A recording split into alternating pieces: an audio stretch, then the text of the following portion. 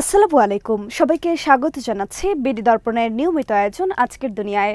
আপনাদের সাথে আছি আমি ফাহাদিয়া মিতো। চলুন জেনে নেওয়া যাক সারা দুনিয়ায় এই পর্যন্ত ঘটে যাওয়া প্রধান খবরগুলো। যুদ্ধবিরতি ঘোষণা হলেও কাশ্মীর সীমান্তে দুই দেশের সেনাদের মধ্যে লড়াই থামেনি। উভয় পক্ষ পরস্পরের বিরুদ্ধে যুদ্ধবিরতি ভঙ্গের অভিযোগ তুলেছে। কাশ্মীরে ভারতীয় বাহিনীর এক সেনা নিহত হয়েছে পাকিস্তানের গোলার আঘাতে। এছাড়া শনিবার সন্ধ্যায় ভারত অধিকৃত কাশ্মীরে একাধিক বিস্ফোরণের শব্দ শোনা গেছে। তবে যুদ্ধবিরতি ঘোষণা হওয়ায় স্বস্তি পেয়েছেন দুই দেশের সাধারণ মানুষ। তারা বিষয়টিকে স্বাগত জানিয়েছেন। পাকিস্তানের অনেক শহরে বিজয় উদযাপন করতে বিজয় মিছিল করেছে জনতা। যুদ্ধবিরতি ঘোষণা হওয়ার কয়েক ঘণ্টা পর ভারত অধিকৃত কাশ্মীরের মুখ্যমন্ত্রী ওমর আবদুল্লাহ এক্সে লিখেছেন, যুদ্ধবিরতির কি হলো? শ্রীনগর জুড়ে বিস্ফোরণের শব্দ শোনা গেছে। শ্রীনগরের কয়েকজন বাসিন্দা আল জাজিরাকে জানিয়েছেন তারা একাধিক বিকট বিস্ফোরণের শব্দ শুনতে পেয়েছেন। ওই সময় শহরটির একটি অংশে বিদ্যুৎ বিচ্ছিন্ন করে ব্ল্যাক আউট করা হয়। শ্রীনগর থেকে সাংবাদিক ওমর মেহরাজও আল জাজিরার কাছে নিশ্চিত করেছেন তারা বিস্ফোরণের শব্দ শুনেছেন। তিনি বলেছেন, আমরা শ্রীনগরে বিকট বিস্ফোরণ শুনতে পাচ্ছি। শনিবার সকালে এবং বিকেলে একই শব্দ শোনা গিয়েছিল। আমি আকাশে কোনো বস্তু উড়তে দেখেছি, তবে এগুলো মিসাইল নাকি আকাশ প্রতিরক্ষার কিছু তা একদমই স্পষ্ট নয়। একই ধরনের বিস্ফোরণের শব্দ শোনা যাচ্ছে বারামুল্লা এবং জম্মুতে। তিনি আরো বলেন, বিস্ফোরণের পর এখানকার মানুষের মধ্যে বেশ আতঙ্ক ছড়িয়ে পড়েছে। সবাই নিরাপদ আশ্রয়ে দৌড়ে গেছেন। তবে নতুন বিস্ফোরণে কোনো হতাহত হয়েছে কিনা সেটি নিশ্চিত নয়। জম্মু কাশ্মীরের মুখ্যমন্ত্রী এক্সে আরেকটি পোস্ট দিয়েছেন। সেখানে একটি ভিডিও প্রকাশ করেছেন তিনি। এতে স্পষ্ট বিস্ফোরণের শব্দ শোনা যাচ্ছিল। তিনি পোস্টে লিখেছেন, শ্রীনগরে কোনো যুদ্ধবিরতি নেই। শ্রীনগরের মধ্যাঞ্চলে আকাশ প্রতিরক্ষা ব্যবস্থা সক্রিয় করা হয়েছে। এছাড়া পাঞ্জাবের অমৃতসর শহরের কর্তৃপক্ষ রাতে বিদ্যুৎ সরবরাহ বন্ধ করে দেয় এবং রেড অ্যালার্ট জারি করে। এদিকে যুদ্ধবিরতি লঙ্ঘনের দায়ে পাল্টাপাল্টি পরস্পরকে দোষারোপ করেছে ভারত ও পাকিস্তান। আল জাজিরার খবরে বলা হয়, পাকিস্তান রোববার ভোরে এক বিবৃতিতে জানিয়েছে, ভারতের সঙ্গে স্বাক্ষরিত যুদ্ধবিরতি চুক্তি বাস্তবায়নে তারা পূর্ণ নিষ্ঠার সঙ্গে অঙ্গীকারবদ্ধ। এর আগেই ভারত পাকিস্তানের বিরুদ্ধে যুদ্ধবিরতি লঙ্ঘনের অভিযোগ তুলে পাল্টা হামলার কথা জানায় ভারত।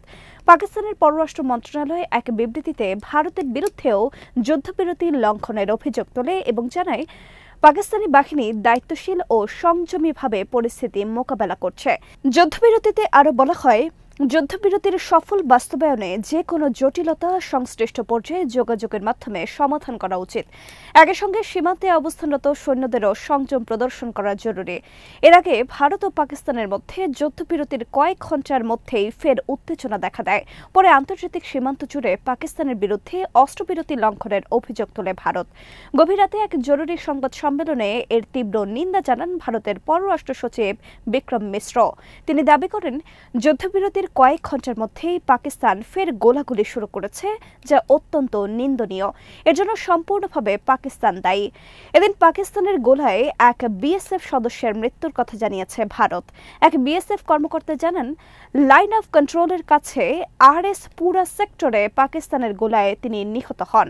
একই সময়ে আরও 7 জন বিএসএফ সদস্য আহত হয়েছে, যাদেরকে হাসপাতালে ভর্তি করা হয়েছে। ভারতের সঙ্গে কয়েক দিনের উত্তেজনা শেষে যুদ্ধবিরতিতে পৌঁছানোর খবর ছড়িয়ে পড়ার পর পাকিস্তানের সাধারণ মানুষ রাস্তায় নেমে আসে।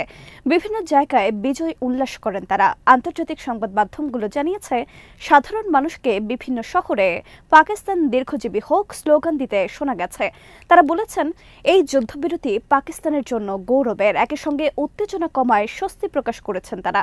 রাজধানী ইসলামাবাদ ছাড়াও লাহোর, করাচি, মুলতান, কোয়েটা সহ বিভিন্ন শহরে বিজয় মিছিল করেছেন সাধারণ জনতা। তাদের মতে, ভারতের চাপিয়ে দেওয়া এই যুদ্ধে পাকিস্তানের বীর সেনারা দুর্দান্ত সাহসিকতা দেখিয়েছে এবং ভারতকে নাস্তানাবুদ করেছে। তাদের অনেকের হাতে ছিল পাকিস্তানের পতাকা। মোহাম্মদ ফতেহ নামে লাহোরের এক যুবক বার্তা সংস্থা এপিকে বলেছেন, এটি পাকিস্তানের জন্য একটি আনন্দের দিন। আমাদের সেনারা শক্তিশালী প্রতিক্রিয়া দেখিয়েছে। এতে ভারতের কাছে কোনো উপায় ছিল না, তারা যুদ্ধবিরতি করতে বাধ্য হয়েছে। ইসলামাবাদে জুবাইদা বিবি নামে ৪৫ বছরের এক নারী বলেন, যুদ্ধ দুর্ভোগ ছাড়া আর কিছুই আনে না। আমরা খুশি শান্তি ফিরে আসছে। বিষয়টি আমাদের কাছে ঈদের মতো লাগছে। আমরা জিতেছি। আফগানিস্তান সীমান্তবর্তী পেশোয়ার কাছের উপজাতি এলাকায় কিছু মানুষকে আকাশে গুলি ছুড়ে যুদ্ধবিরতি উদযাপন করতে দেখা গেছে। অপরদিকে পাকিস্তানের আজাদ কাশ্মীরের রাজধানী মুজফফরবাদের সাধারণ মানুষ এই যুদ্ধবিরতিকে স্বাগত জানিয়েছেন। তারা বলেছেন, বারবার সংঘাতে জড়ানো এই অঞ্চলটিতে বহুল প্রতীক্ষিত শান্তি ফিরবে বলে আশা তাদের। সেখানকার জুলফিকার আলী নামে এক ব্যক্তি বলেন, আমাদের জন্য শান্তির অর্থ হলো বেঁচে থাকা। আমরা অনেক দুর্ভোগ সহ্য করেছি। আমি খুশি ভারত ও পাকিস্তান ভালো সিদ্ধান্ত নিয়েছে। দিল্লি ও ইসলামাবাদ যুক্তরাষ্ট্রের প্রেসিডেন্ট ডোনাল্ড ট্রাম্পের মধ্যস্থতায় যুদ্ধবিরতিতে সম্মত হবার কয়েক ঘণ্টার মধ্যেই সিএনএনের সাংবাদিক নিক রবার্টসন দাবি করেছেন, পাকিস্তানের শক্তিশালী পাল্টা আক্রমণ ভারতের অবস্থানকে নাড়িয়ে দেয়, যার ফলে ভারত দ্রুত যুক্তরাষ্ট্রের মধ্যস্থতা কামনা করে। নিক রবার্টসন বলেন, ভারত যখন পাকিস্তানের 3টি বিমান ঘাঁটিতে হামলা চালায়, তখন পাকিস্তান প্রবল ও লাগাতার মিসাইল ও রকেট হামলা চালায় ভারতের সামরিক স্থাপনা, বিমান ঘাঁটি ও অস্ত্রগুদাম লক্ষ্য করে। এতে ভারত চরম বিপাকে পড়ে। তারা বুঝতেই পারেনি কি ঘটছে। রবার্টসন বলেন, এই ঘটনায় ভারতকে ব্যাকফুটে ঠেলে দেয়। সিএনএনের লাইভ কভারেজে যুক্ত হয়ে এই সাংবাদিক বলেন, আমি এক সোর্সের সাথে কথা বলেছি, যিনি ওই সময় পররাষ্ট্রমন্ত্রী মার্কো রুবিওর সাথে সেই রুমে ছিলেন। রুবিও গত 48 ঘণ্টায় বিষয়টি নিয়ে দারুণ কাজ করেছে। রবার্টসন আরও বলেন, পাকিস্তান প্রথম দফা পাল্টা আঘাতের পর কিছুটা বিরতি দেয়। মূলত এটি ছিল কূটনীতির জন্য সুযোগ তৈরি করা। পাকিস্তানের হামলায় ভারতের ব্রাহ্মাস ক্ষেপণাস্ত্রের depot, S-400 missile defence system সহ প্রচুর ক্ষয়ক্ষতি হবার খবর প্রকাশ করা হয় শনিবার সকালে। এদিন ফজরের পর পাকিস্তান বনিয়ানুম মারসুস নামে অভিযান শুরু করে। দুই দেশের মধ্যে চলমান উত্তেজনা শুরু হয় 7 মে, যখন ভারত সীমান্তে অতিক্রম করে মসজিদ সহ পাকিস্তানের কয়েকটি বেসামরিক স্থাপনায় হামলা চালায় এবং এতে অন্তত 31 জন বেসামরিক নাগরিক নিহত হন, যাদের মধ্যে শিশুও ছিল। সেদিনই পাকিস্তান 5টি ভারতীয় যুদ্ধবিমান ধ্বংস করে, যার মধ্যে 3টি ছিল রাফায়েল। পাশাপাশি ডজন খানেক ড্রোন গুড়িয়ে দেয়। 9 তারিখ সারাদিন চলে ড্রোন যুদ্ধ। এরপর 10 তারিখ পাল্টা আঘাত শুরু করে পাকিস্তান। এতে বড় ধরনের ক্ষতির মুখে পড়ে ভারতীয় বাহিনী। তারপরে যুক্তরাষ্ট্রের পক্ষ থেকে যুদ্ধবিরতির ঘোষণা আসে। লড়াই যখন ক্রমশ মারাত্মক আকার ধারণ করছিল, তখন যুক্তরাষ্ট্রের মধ্যস্থতায় যুদ্ধবিরতিতে পৌঁছায় ভারত ও পাকিস্তান।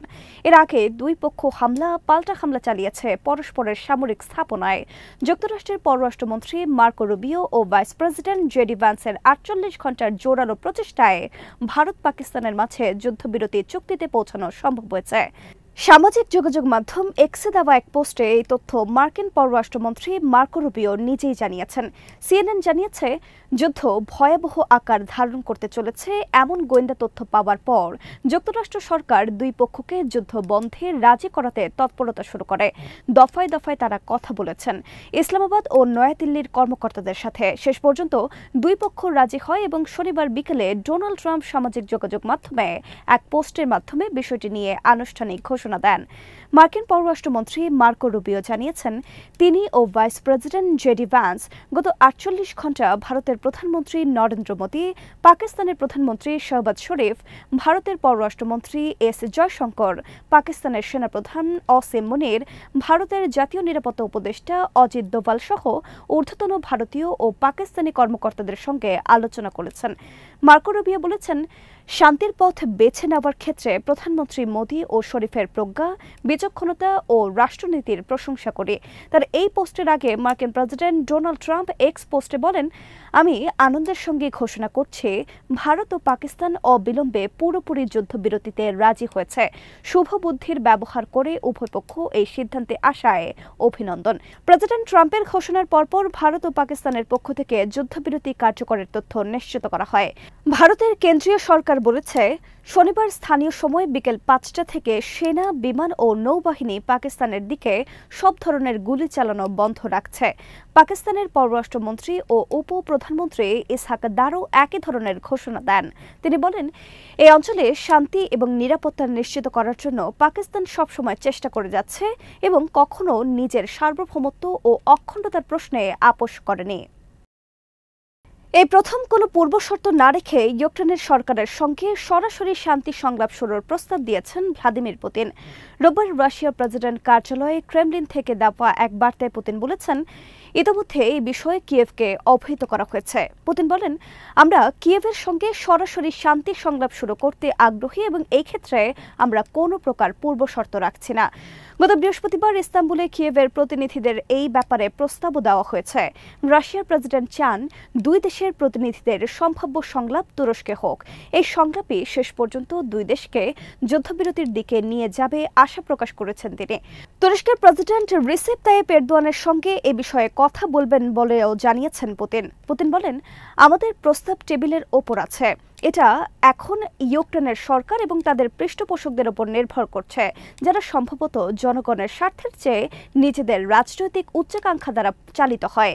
মিনস্ক চুক্তির শর্ত মেনে কৃষ্ণ সাগরের উপদ্বীপ ক্রিমিয়াকে রুশ ভূখণ্ডের অংশ হিসেবে স্বীকৃতি প্রদান না করা এবং যুক্তরাষ্ট্রের নেতৃত্বাধীন সামরিক জোট ন্যাটোর সদস্য পদের জন্য ইউক্রেনের তদবিরকে ঘিরে কয়েক বছর টানাপোড়েন চলার পর 2022 সালের ফেব্রুয়ারির শেষ সপ্তাহে ইউক্রেন সামরিক অভিযান শুরু করে রুশ বাহিনী। পুতিন নিজে এই অভিযানের নির্দেশ দিয়েছিলেন। তারপর 3 বছরেরও বেশি সময় ধরে যুদ্ধ চলছে রাশিয়া ইউক্রেনের মধ্যে। 3 বছরে ইউক্রেনের দোনেস্ক, লুহান্স্ক, জাপোরিঝিয়া ও খেরসন এই 4 প্রদেশের দখল নেয় রুশ বাহিনী। এই 4 প্রদেশের সম্মিলিত আয়তন ইউক্রেনের মোট ভূখণ্ডের 1/5। গত 3 বছরে একাধিকবার যুদ্ধবিরতির জন্য সংলাপ হয়েছে রুশ ও ইউক্রেনীয় প্রতিনিধিদের মধ্যে, তবে সেসব সফল হয়নি। আজ এখানেই শেষ করছি। সবাই ভালো থাকুন, সুস্থ থাকুন আর দেখতে থাকুন বিডি দর্পণ। চ্যানেলটি ভালো লাগলে সাবস্ক্রাইব করুন, সংযুক্ত থাকুন আমাদের ফেসবুক পেজে। আল্লাহ হাফেজ।